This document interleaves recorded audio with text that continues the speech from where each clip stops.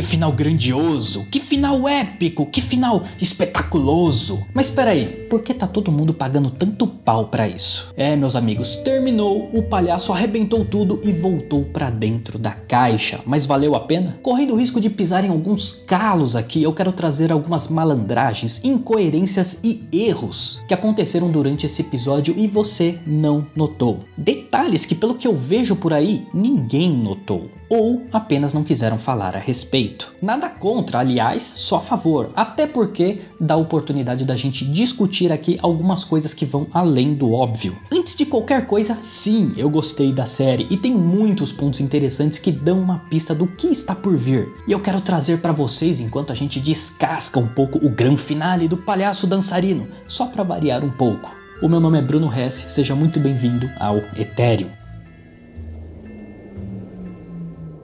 Uma coisa que sempre me chama muita atenção nas obras do Stephen King é a cautela que existe na hora de inserir detalhes sobre a mitologia. Nada é explícito, nada é escrachado. Todas as histórias se conectam por pequenas pistas, como a Estrada de Migalhas de João e Maria, em um mundo sobrenatural que tá aí para provocar a gente sobre como lidamos com o desconhecido, com amigos e até vizinhos, muito mais do que com uma grande ameaça apocalíptica. Todo o conceito do macroverso, de onde vêm as grandes entidades malignas e benignas como o Pennywise e a tartaruga Maturin, funcionam quase como um conceito abstrato, um mundo que foi criado pra gente não entender totalmente. Sim, isso é proposital e por isso é tão instigante. Mas por que eu tô dando todo esse disclaimer? Porque os pontos que eu quero analisar com vocês ficaram camuflados e fora de foco no meio de toda a pirotecnia da grande batalha final e épica do último episódio. Começando com um dos detalhes mais bizonhos desse final de temporada, eu quero começar basicamente com uma pergunta. Quando o Major Hellon começou a sentir medo? Ele supostamente era o soldado perfeito, aquele que era incapaz de sentir medo por conta de ter sofrido um ferimento em combate que danificou a sua amígdala. E vamos lembrar que isso era bem palpável logo no primeiro episódio, onde o homem aparece como uma máquina fria e calculista, mesmo sob a ameaça de ter os seus miolos pintados na parede do quartel militar. E mais tarde, durante a invasão no esgoto, onde o cara tava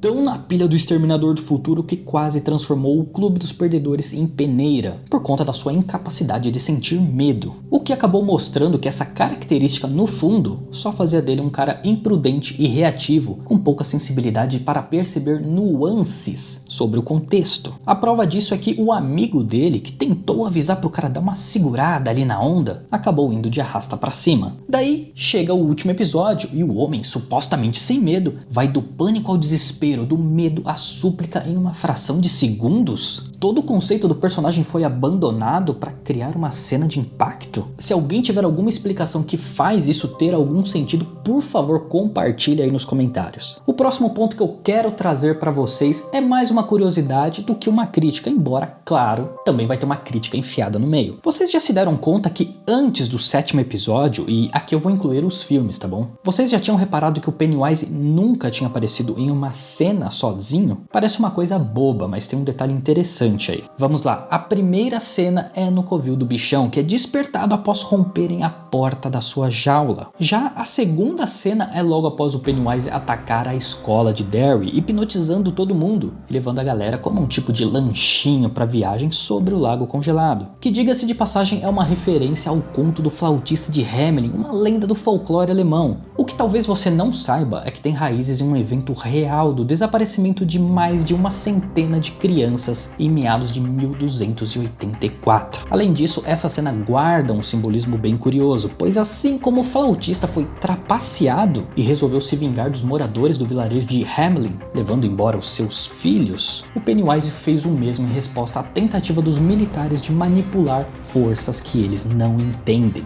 E isso me fez achar essa cena sensacional.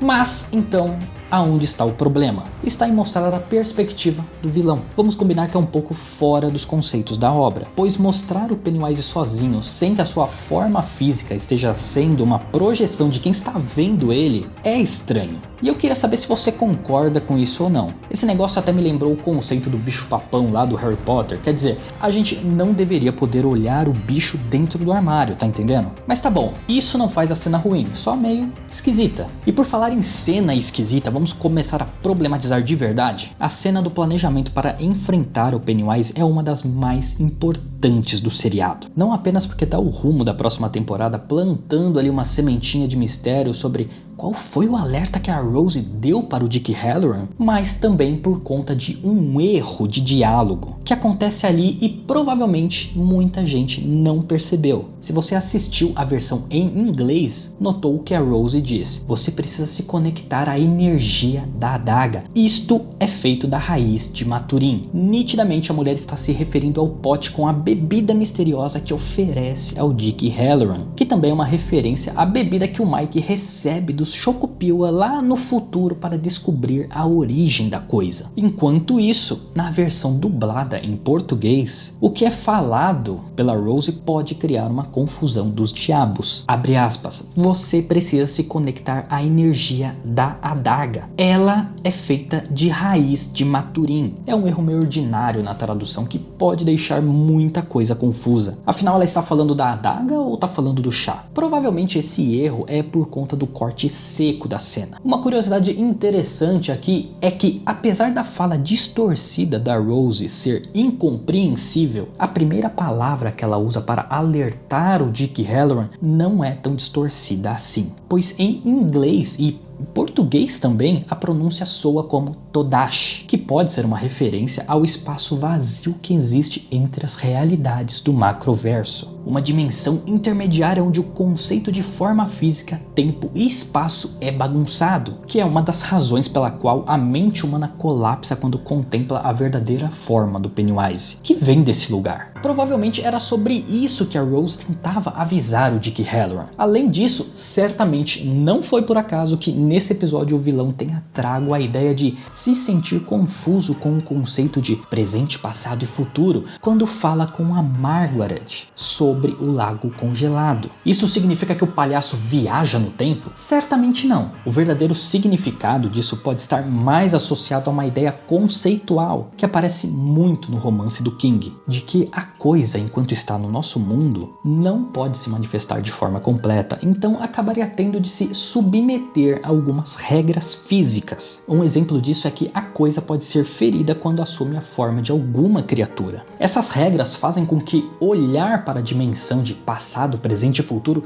seja confuso mesmo, pois o lugar de onde a coisa vem, esses conceitos não existem. Se o Pennywise pudesse ir e vir no tempo de forma literal, em algum momento ele conseguiria vencer, concorda? Esse diálogo meio maluco dele com a Margaret provavelmente é mais um recurso retórico que indica que lá na próxima temporada vão levar a mitologia muito além do Pennywise, direto para os confins do macroverso, mas já vamos chegar lá. Antes vamos falar sobre a pirotecnia da grande batalha final. Muito legal, muito divertida, mas essa esculhambação faz sentido? Ou foi só um truque para tirar a sua atenção do que realmente importa? Vamos lá.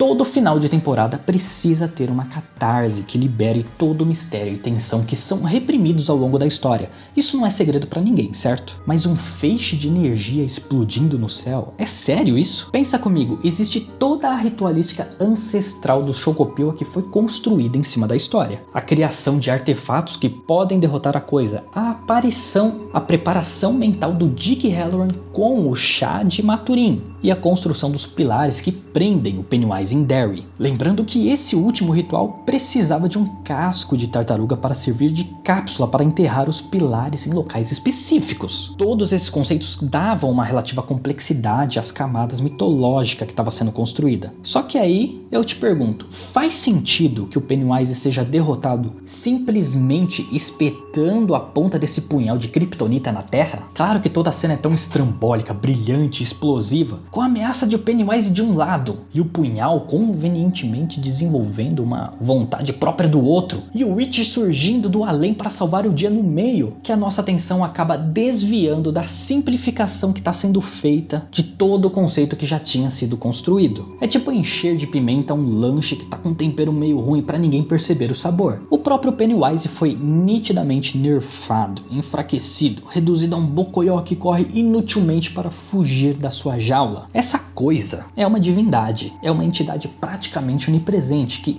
teoricamente, pode até se teleportar, mas nem precisaria extrapolar para isso para conseguir fugir de Derry. Bastava assumir a forma das luzes da morte e sair voando a 300 km por hora em direção à saída, na hora que ele percebeu que seria derrotado pelas crianças. Eu tô exagerando? Até daria para fazer vista grossa sobre isso se o roteiro não tivesse feito essa ideia passar pela cabeça do palhaço apenas para ele explodir em uma luz brilhante e fugir na direção contrária, voltando para o seu ninho no subsolo de Derry. Cara, se isso não é um tapa na cara da coerência, eu não sei o que é. Agora, soma isso ao fato de que toda aquela galera flutuando sobre o lago congelado foi esquecida pelo roteiro. Todo mundo sai andando pela névoa e some de cena. Onde foram parar? O que aconteceu? Não podemos esquecer que só quem sai de Derry perde a memória. Quem fica mantém ela. Ou seja, uma coisa é ignorar o mal em Derry, outra é ignorar um fenômeno sobrenatural onde todo mundo estava flutuando sobre o gelo e de repente caiu igual um saco de batata a vários metros de altura. Faltou um pouco de carinho aí com os detalhes, né? Uma grande ironia desse episódio é que uma das maiores revelações dele acontece de forma extraoficial, em uma cena pós-crédito que a HBO costuma cortar fora depois de um tempo. Eu não sei por que eles fazem isso, se alguém souber, comenta aí. O ponto é que a cena traz questões envolvendo o making of da série e também a aparição da Beverly. Sobre isso eu já falei nesse vídeo que tá por aqui, então vamos focar apenas na entrevista, onde o diretor Andy Muschietti fala diretamente que o motivo da coisa ter caído na Terra é porque foi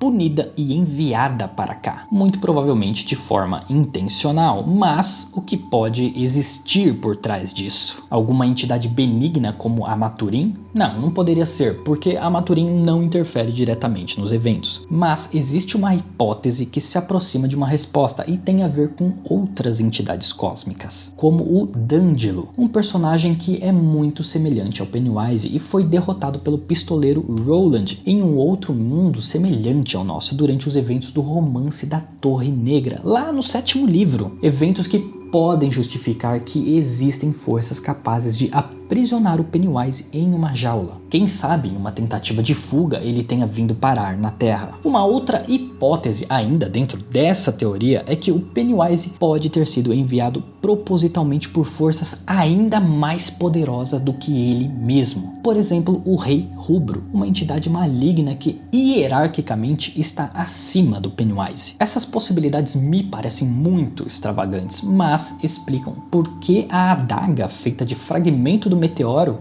tem vontade própria, e uma vontade que age contra o interesse de prender o palhaço em Derry. Além disso, combina com os planos do diretor, que afirmou durante a entrevista que ainda existe muita mitologia para ser explorada, o que casa muito bem com a possível introdução do Todash, que a Rose supostamente mencionou ao Dick Hallorann. Se a coisa toda seguir por esse caminho, significa que os Chocopiła têm muito mais conhecimento sobre o universo cósmico do que apareceu até agora no seriado. Afinal, a própria Rose demonstrou que sabe que existem outras entidades malignas como o Pennywise e também outras benignas que vão além apenas da tartaruga Maturin. Mas aí é uma conversa para outro momento. Apesar desses pontos meio esquisitos que eu mencionei na história, não dá para negar que Bem-vindo a Derry é divertido. Agora só resta torcer pelo melhor e se preparar para o pior. Espero sinceramente ter esclarecido algumas ideias e confundido outras, senão ficaríamos apenas no óbvio.